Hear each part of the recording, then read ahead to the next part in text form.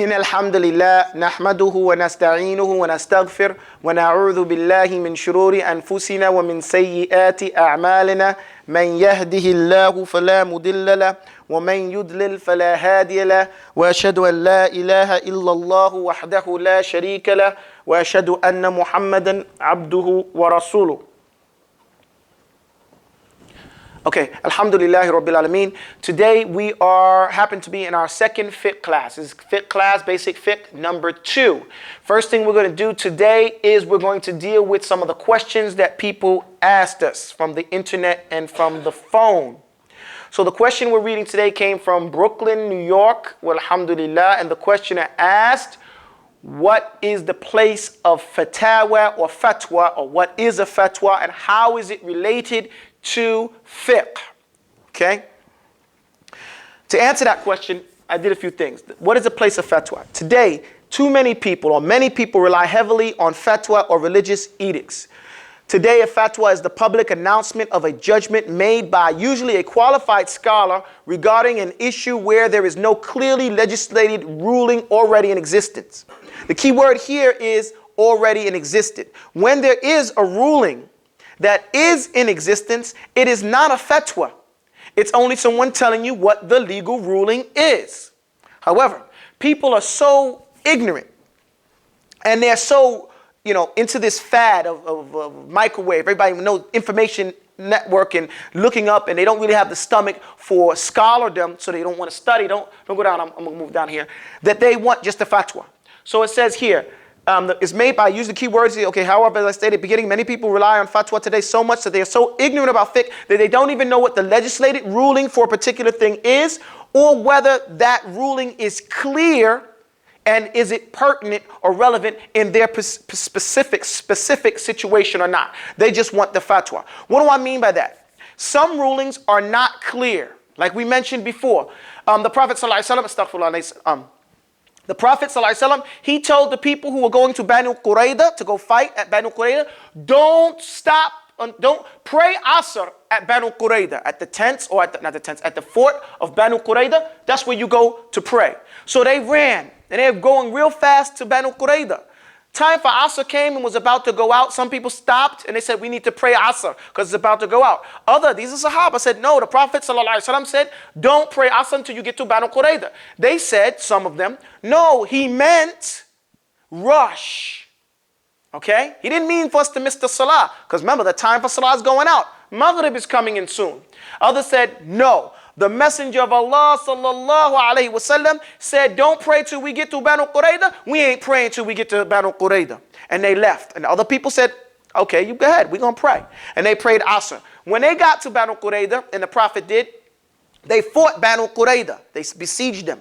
Then finally, after they killed them, and the fight was over, they went to the Prophet and said, sallallahu alaihi wasallam, and said, this was the issue. All of us heard you say, don't pray till you get to Banu Qurayda. But some of us prayed Asr, and some of us didn't pray it till it went out over here. What's the ruling? The Prophet accepted both of their understandings. Do you understand that? The Prophet understand because the message wasn't specific enough for either one of them to be totally wrong. So we have some cases in fiqh where there's lack of total clarity. So then this person's ijtihad, not that individual person, but the scholar's ijtihad in that issue would be accepted in certain circumstances. That comes into if that person is qualified to even make a decision in that regard. Okay? So, most people don't know what the rulings are to know if it's clear to them. And they just want, what we said, a fatwa. Tell me a religious order, what they think is a fatwa. Let's go on. It says, the reasons why people want fatwa are few. Some people want to be knowledgeable, but they have a short attention span. They don't have the stomach. They don't have the discipline that is necessary in academia. People think that warriors are tough. Some of the ulama of the past used to say, those who do not believe that the talibul ilm, that the scholar is a warrior, is a mujahid, then he has no intellect. The scholar, the talibul ilm, is defending the borders and the lines of Islam, just like the mujahid is fighting and defending the borders of Islam with his body and his blood. He's fighting it with his pen and his lectures and his teaching of his classes. You know, because that mujahid wouldn't be there unless he had a good teacher, right?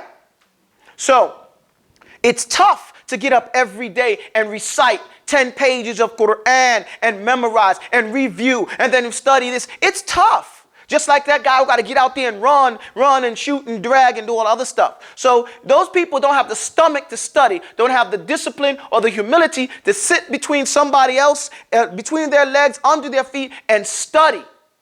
They just want a fatwa. So they really don't have, as one of the shuyukh, he used to say, they want the taste of knowledge, but they don't want to eat the meal. Do you understand? They want the taste of it. And most of these lessons, they say, oh, these lessons are too long, or he didn't get to the point. We can't get to the point because the introduction has its place. And if you take your time and you don't quit within the first 5 lessons, then you'll get someplace. You know? You'll get there. So this person who doesn't have the stomach for the talib al-ilm, he might read some books of fatwa. He might read a whole bunch of fatwa because it gets real short to the issue that he thinks. And he thinks that through his little bit of reading that he has gathered enough education and knowledge that equals the years of study of a talib al-ilm.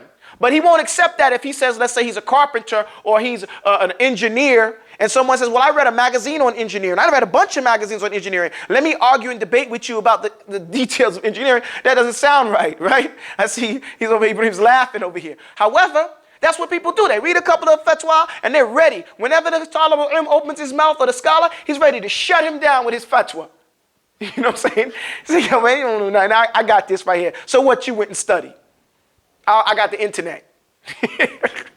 You know, so I don't mean to disrespect them. The internet is very good. Is a very good place to get familiar with knowledge. Familiar.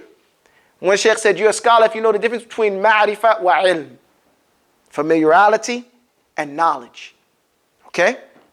Move along. So some people are looking for loopholes in their personal situations. You know, this happens a lot of times. People are looking for a way out, the way to do what they want to do. The desire and the ego is a terrible thing. Never trust your ego. If it tells you anything, it's lying. Okay? Trust your heart. Your ego's in your head, your intellectual capacity.